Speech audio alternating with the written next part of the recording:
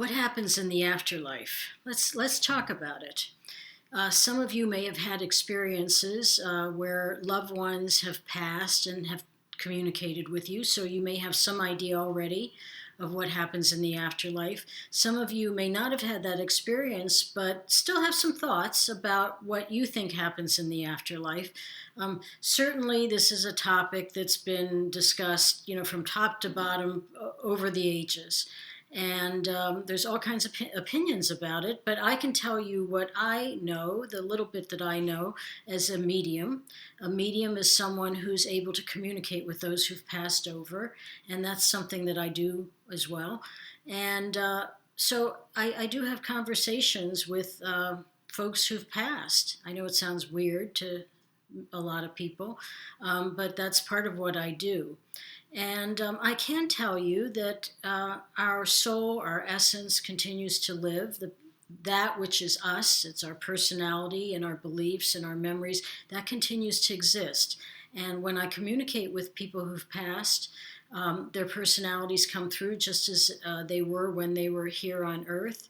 And what do they do over there? Well, relationships, for one, relationships continue over there. So people who were very close with a particular person, for instance, mothers and daughters, sometimes I'll see them together, husbands and wives. Sometimes I'll see people with their pets. If there were pets that they really cherished, that pet will be with them.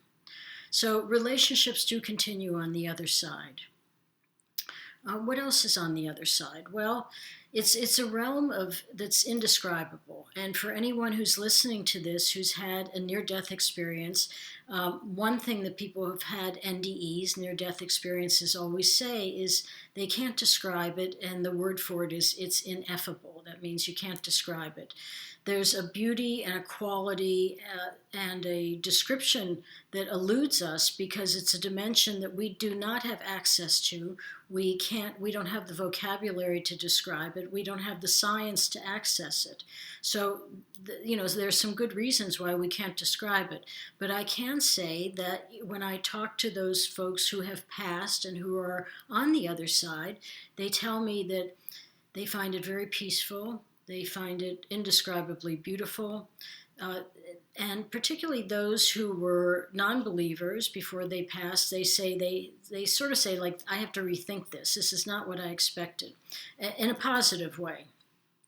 And what do they do over there? Well, generally, whatever it is that they were very passionate about here continues to be a passion for them on the other side. Now, that's a little hard to imagine because let's say someone really liked to sing. Well, if you're out, you don't have a body, how is that accomplished? Or you like to play the piano. I mean, do they give you a piano on the other side? It doesn't really work like that. But consciousness is infinite, and the universe is infinite, and the afterlife is infinite, and anything is available to us. Anything that consciousness can produce is available to us. Maybe it's not in the same dimension, it's not in a 3D dimension, but it is available to us, and we can express ourselves through whatever is available to us through our consciousness, if that kind of makes sense to you. So I have seen people singing and playing the piano. I mean, I've seen people doing all sorts of things that they were really loved and brought them great joy when they were here. And how do they communicate with us from the other side? Well, they have to communicate in symbols for the most part because they can't just text us or send us an email. So oftentimes they use our physical senses of seeing and hearing and smelling and tasting and feeling, and that's how they'll send us a message. Oftentimes they will speak and the message will come in clearly, and perhaps some of you have had that experience where you get a message that's very clear. And you hear it. So that's something that does happen occasionally, but more often than not, it comes through symbols. And some of you have told me about symbols that you've experienced of what you believe are symbols of your loved ones. Oftentimes people speak about butterflies and birds and things like that.